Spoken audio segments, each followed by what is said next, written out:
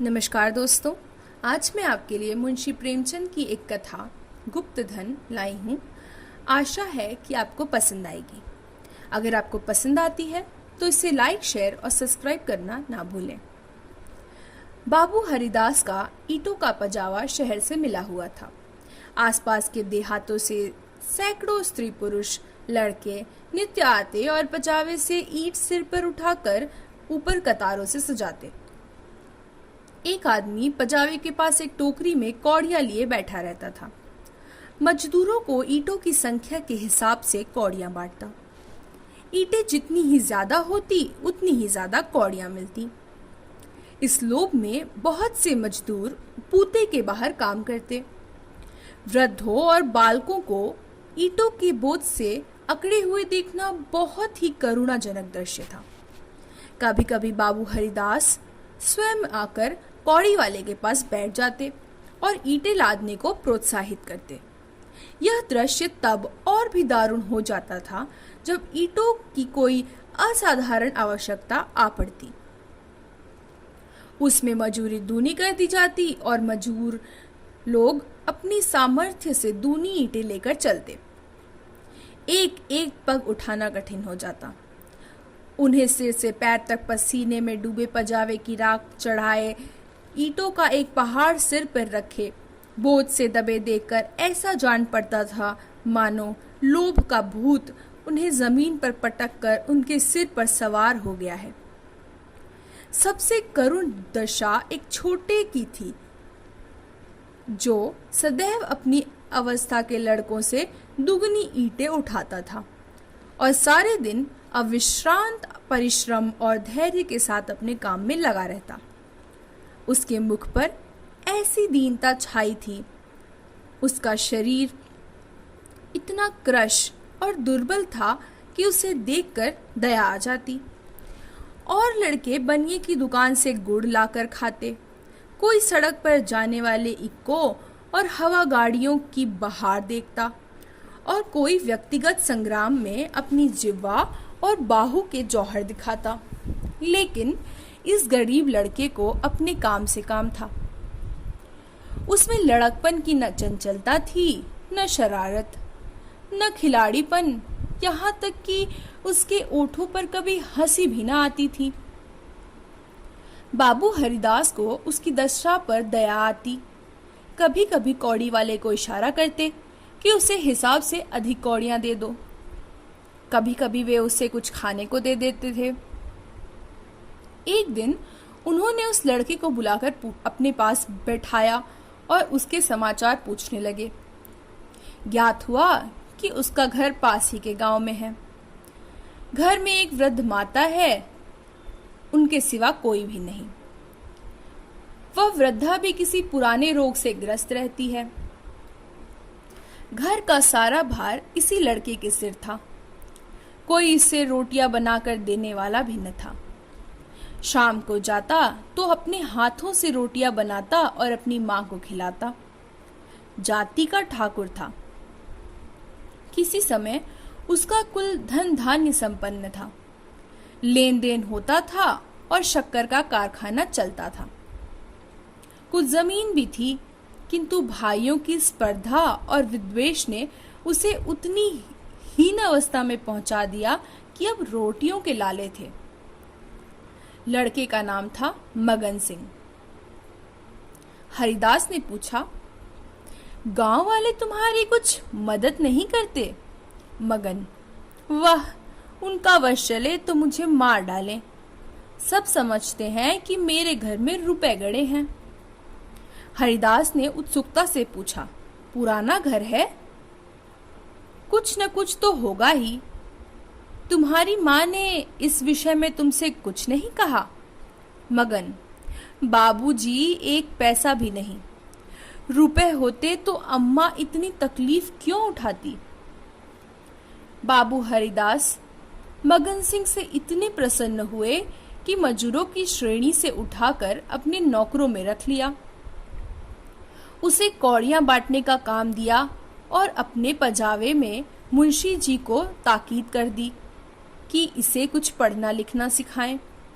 अनाथ के भाग जाग उठे। मगन सिंह का बड़ा कर्तव्यशील और चतुर लड़का था। उसे कभी देर न होती, कभी नागा न होता। थोड़े ही दिन में उसने बाबू साहब का विश्वास प्राप्त कर लिया। लिखने पढ़ने में भी कुशल हो गया। बरसात के दिन थे। पजावे में पानी भरा हुआ था। कारोबार बंद था। मगन सिंह 3 दिनों से गैर हाजिर था। हरिदास को चिंता हुई, क्या बात है, कहीं बीमार तो नहीं हो गया, कोई दुर्घटना तो नहीं हो गई। कई आदमियों से पूछताछ की पर कुछ पता न चला। चौथे दिन पूछते पूछते मगन सिंह के घर पहुंचे। घर क्या था, पुरानी समृद्धि का ध्वंसा शेष मात्र था। उनकी आवाज सुनते ही मगन सिंह बाहर निकला। हरिदास ने पूछा, कई दिन से आए क्यों नहीं, माता का क्या हाल है? मगन सिंह ने अवरुद्ध कंठ से उत्तर दिया, अम्मा आजकल बहुत बीमार रहती है, कहती है अब न बचूंगी। कई बार आपको बुलाने के लिए मुझसे कह चुकी है, पर मैं संकोच के मारे आपके पास न आता था। अब आप सौभाग्य से आ गए हैं तो जरा चलकर देख लीजिए, उसकी लालसा भी पूरी हो जाए। हरिदास भीतर गए। सारा घर भौतिक नीरसता का परिचायक था। सुर्खी, कंकड़, ईंटों के ढेर चारों ओर पड़े थे। विनाश का प्रत्यक्ष स्वरूप था। केवल 2 कोठरियां गुजर करने लायक थीं। मगन सिंह ने एक कोठरी की ओर उन्हें इशारा करके बताया। हरिदास भीतर गए तो देखा कि वृद्धा एक सड़े हुए काठ के टुकड़े पर पड़ी कराह रही है। उनकी आहट पाते ही आंखें खोली और अनुमान से पहचान गई। बोली, आप आ गए, बड़ी दया की, आपके दर्शनों की बड़ी अभिलाषा थी। मेरे अनाथ बालक के नाथ अब आप ही हैं। जैसे आपने अब तक उसकी रक्षा की है, वह निगाह उस पर सदैव बनाए रखिएगा। मेरी विपत्ति के दिन पूरे हो गए, इस मिट्टी को पार लगा दीजिएगा। एक दिन घर में लक्ष्मी का वास था। अदिन आए तो उन्होंने भी आंखें फेर ली। पुरखों ने इसी दिन के लिए कुछ थाती धरती माता को सौंप दी थी। उसका बीजक बड़े यत्न से रखा था, पर बहुत दिनों से उसका कहीं पता न लगता था। मगन के पिता ने बहुत खोज की पर न पा सके, नहीं तो हमारी दशा इतनी ही न होती। आज 3 दिन हुए, मुझे वह बीजक आप ही आप रद्दी कागजों में मिल गया। तब से उसे छिपा कर रखे हूँ। मगन बाहर है, मेरे सिधाने जो संदूक रखी है उसी में वह बीजक है। उसमें सब बातें लिखी है, उसी से ठिकाने का पता भी चलेगा। अवसर मिले तो उसे खुदवा डालिएगा, मगन को दे दीजिएगा। यही कहने के लिए आपको बार बार बुलवाती थी। आपके सिवा मुझे किसी पर विश्वास न था। संसार से धर्म उठ गया है, किसकी नियत पर भरोसा किया जाए। हरिदास ने बीजक का समाचार किसी से न कहा। नियत बिगड़ गई, दूध में मक्खी पड़ गई। बीजक से ज्ञात हुआ कि धन उस घर में 500 डग पश्चिम की ओर एक मंदिर के चबूतरे के नीचे है। हरिदास धन को भोगना चाहते थे, पर इस तरह कि किसी को कानो कान खबर न हो। काम कष्ट साध्य था। नाम पर धब्बा लगने की प्रबल आशंका थी, जो संसार में सबसे बड़ी यंत्रणा है। कितनी घोर नीचता थी। जिस अनाथ की रक्षा की, जिसे बच्चे की भांति पाला, उसके साथ विश्वासघात। कई दिनों तक आत्मवेदना की पीड़ा सहते रहे। अंत में कुतर्कों ने विवेक को परास्त कर दिया। मैंने कभी धर्म का परित्याग नहीं किया और न कभी करूंगा। क्या ऐसा कोई प्राणी भी है जो जीवन में एक बार भी विचलित न हुआ हो? यदि है तो वह मनुष्य नहीं, देवता है। मैं मनुष्य हूँ, मुझे देवता की पंक्ति में बैठने का दावा नहीं है। मन को समझाना बच्चे को फुसलाना है। हरिदास सांझ को सैर करने के लिए घर से निकल जाते। जब चारों ओर सन्नाटा छा जाता तो मंदिर के चबूतरे पर आ बैठते और एक कुदाली से उसे खोदते। दिन में 2 बार इधर उधर ताक झांक करते कि कोई चबूतरे के पास खड़ा तो नहीं। रात को निशब्दता में उन्हें अकेले बैठे ईंटों को हटाना उतना ही भय होता था जितना किसी भ्रष्ट वैष्णव को आमिष भोजन से होता है। चबूतरा लंबा चौड़ा था। उसे खोदते 1 महीना लग गया और अभी आधी मंजिल भी तय न हुई। इन दिनों उनकी दशा उस पुरुष की सी थी जो कोई मंत्र जगा रहा हो। चित्त पर चंचलता छाई रहती, आंखों की ज्योति तीव्र हो गई थी। बहुत गुमसुम रहते, मानो ध्यान में हो, किसी से बातचीत न करते। अगर कोई छेड़ कर बात करता भी तो झुंझला पड़ते। पचावे की ओर बहुत कम जाते। विचारशील पुरुष थे। आत्मा बार बार इस कुटिल व्यापार से भागती। निश्चय करते कि अब चबूतरे की ओर न जाऊंगा, पर संध्या होते ही उन पर एक नशा सा छा जाता। बुद्धि विवेक का अपहरण हो जाता। जैसे कुत्ता मार खाकर थोड़ी देर के बाद टुकड़े के लालच में जा बैठता है, वही दशा थी उनकी। यहाँ तक कि दूसरा मास भी व्यतीत हुआ। अमावस की रात थी। हरिदास मलिन हृदय से बैठी हुई कालिमा की भांति चबूतरे पर बैठे थे। आज चबूतरा खुद जाएगा। जरा देर तक और मेहनत करनी पड़ेगी, कोई चिंता नहीं। घर में लोग चिंतित हो रहे होंगे, पर अभी निश्चित हुआ जाता है कि चबूतरे के नीचे क्या है। पत्थर का तहखाना निकल आया तो समझ जाऊंगा कि धन अवश्य होगा। तहखाना न मिले तो मालूम हो जाएगा कि सब धोखा ही धोखा है। कहीं सचमुच तहखाना न मिले तो बड़ी दिल लगी हो, मुफ्त में उल्लू बनूं। पर नहीं, कुदाली खटखट बोल रही है। हाँ, पत्थर की चट्टान है। उन्होंने टटोल कर देखा, भ्रम दूर हो गया। चट्टान थी, तहखाना मिल गया। लेकिन हरिदास खुशी से उछल कूदे नहीं। आज वे लौटे तो सिर में दर्द था। समझे थकान है, लेकिन यह थकान नींद से न गई। रात को ही उन्हें जोर से बुखार हो गया। 3 दिन तक ज्वर में पड़े रहे, किसी दवा से फायदा न हुआ। इस रुग्ण अवस्था में हरिदास को बार बार भ्रम होता था, कहीं यह मेरी तृष्णा का दंड तो नहीं। जी में आता था मगन सिंह को बीजक दे दूं और क्षमा याचना करूं, पर भांडाफोड़ होने का भय मुख बंद कर देता था।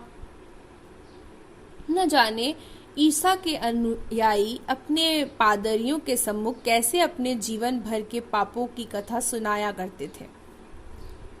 हरिदास की मृत्यु के पीछे यह बीजक उनके सुपुत्र प्रभुदास के हाथ लगा। बीजक मगन सिंह के पुरखों का लिखा हुआ था, इसमें लेश मात्र भी संदेह न था।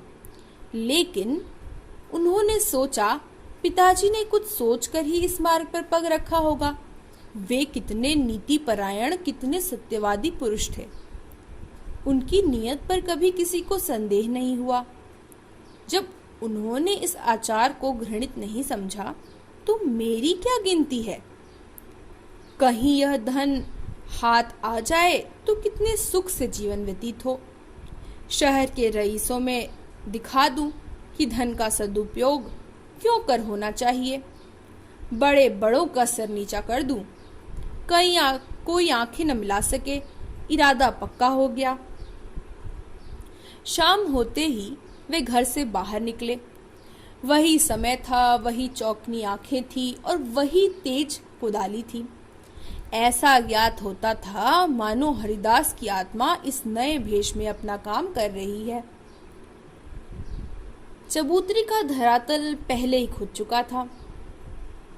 अब संगीन तहखाना था। जोड़ों को हटाना कठिन था। पुराने जमाने का पक्का मसाला था। कुल्हाड़ी उचट उचट कर लौट आती थी। कई दिनों में ऊपर की दरारें खुली, लेकिन चट्टान जरा भी न हिली। तब वह लोहे की छड़ से काम लेने लगे, लेकिन कई दिनों तक जोर लगाने पर भी चट्टान न खिसकी। सब कुछ अपने ही हाथों करना था। किसी से सहायता न मिल सकती थी। यहाँ तक कि फिर वही अमावस्या की रात आई। प्रभुदास को जोर लगाते 12 बज गए और चट्टानें भाग्य रेखाओं की भांति अटल थी। पर आज इस समस्या को हल करना आवश्यक था। कहीं तहखाने पर किसी की निगाह पड़ जाए तो मेरे मन की लालसा मन में ही रह जाए। वह चट्टान पर बैठे सोचने लगे, क्या करूं? बुद्धि कुछ काम नहीं करती। सहसा उन्हें एक युक्ति सूझी। क्यों न बारूद से काम लूं? इतने अधीर हो रहे थे कि कल का काम को न छोड़ सके। सीधे बाजार की तरफ चले। 2 मील का रास्ता हवा की तरह तय किया, पर वहां पहुंचे तो दुकानें बंद हो चुकी थी। आतिशबाज हीले करने लगा। बारूद इस समय नहीं मिल सकती, सरकारी हुक्म नहीं है। तुम कौन हो? इस वक्त बारूद लेकर क्या करोगे? न भैया, कोई वारदात हो जाए तो मुफ्त में बंधा बंधा फिरूं, तुम्हें कौन पूछेगा। प्रभुदास की शांति वृत्ति कभी इतनी कठिन परीक्षा में न पड़ी थी। वे अंत तक अनुनय विनय ही करते रहे। यहाँ तक कि मुद्राओं की सुरीली झनकार ने उसे वशीभूत कर लिया। प्रभुदास यहाँ से चले तो धरती पर पांव न पड़ते थे। रात के 2 बजे थे। प्रभुदास मंदिर के पास पहुंचे। चट्टानों की दराजों में बारूद रखा, पतीला लगा दिया और दूर भागे। एक क्षण में बड़ी जोर से धमाका हुआ। चट्टान उड़ गई। अंधेरा गार सामने था, मानो कोई पिशाच उन्हें निगल जाने के लिए मुंह खोले हुए है। प्रभात का समय था। प्रभुदास अपने कमरे में लेटे हुए थे। सामने लोहे की संदूक में 10,000 पुरानी मोहरें रखी हुई थी। उनकी माता सिरहाने बैठी पंखा झल रही थी। प्रभुदास ज्वर की ज्वाला से जल रहे थे। करवट बदलते रहे, कराहते रहे, हाथ पांव पटकते थे, पर आंखें लोहे के संदूक की ओर लगी हुई थी। इसी में उनके जीवन की आशाएं बंद थी। मगन सिंह अब पंजाबे का मुंशी था। इसी घर में रहता था। आकर बोला, पंजाबे चलिएगा, गाड़ी तैयार कराऊं? प्रभुदास ने उसके मुख की ओर क्षमा याचना की दृष्टि से देखा और बोले, नहीं, मैं आज न चलूंगा, तबीयत अच्छी नहीं है, तुम भी मत जाओ। मगन सिंह उनकी दशा देखकर डॉक्टर को बुलाने चला। 10 बजते बजते प्रभुदास का मुख पीला पड़ गया, आंखें लाल हो गई। माता ने उसकी ओर देखा तो शोक से विहल हो गई। बाबू हरिदास की अंतिम दशा उनकी आंखों में फिर गई। जान पड़ता था यह किसी शोक घटना की पुनरावृत्ति है। यह देवताओं की मनौतियां मना रही थी। किंतु प्रभुदास की आंखें उसी लोहे की संदूक की ओर लगी थी जिस पर उन्होंने अपनी आत्मा अर्पण कर दी थी। उनकी स्त्री आकर उनके पैताने बैठ गई और बिलख बिलख कर रोने लगी। प्रभुदास की आंखों में भी आंसू बह रहे थे, पर वे आंखें उसी लोहे के संदूक की ओर निराशापूर्ण भाव से देख रही थी। डॉक्टर ने आकर देखा, दवा दी और चला गया, पर दवा का असर उल्टा हुआ। प्रभुदास के हाथ पांव सर्द हो गए, मुख निस्तेज हो गया, हृदय की गति मंद पड़ गई, पर आंखें संदूक की ओर से न हटी। मोहल्ले के लोग जमा हो गए। पिता और पुत्र के स्वभाव और चरित्र पर टिप्पणियां होने लगी। दोनों शील और विनय के पुतले थे। किसी को भूल से भी कड़ी बात न कही। प्रभुदास का संपूर्ण शरीर ठंडा हो गया था। प्राण था तो केवल आंखों में। वे अब भी उसी लोहे के संदूक की ओर संतृष्ण भाव से देख रही थी। घर में कोहराम मचा हुआ था। दोनों महिलाएं पछाड़े खा खा कर गिरती थीं। मोहल्ले की स्त्रियां उन्हें समझाती थीं। अन्य मित्रगण आंखों पर रुमाल जमाए हुए थे। जवानी की मौत संसार का सबसे करुण, सबसे अस्वाभाविक और भयंकर दृश्य है। यह वज्रघात है, विधाता की निर्दयी लीला है।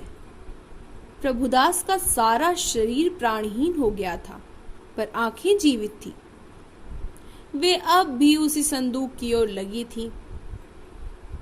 जीवन ने तृष्णा का रूप धारण कर लिया था। सांस निकलती है पर आस नहीं निकलती। इतने में मगन सिंह आकर खड़ा हो गया। प्रभुदास की निगाह उस पर पड़ी। ऐसा जान पड़ा मानो उनके शरीर में फिर रक्त संचार हुआ। अंगों में स्फूर्ति के चिन्ह दिखाई दिए।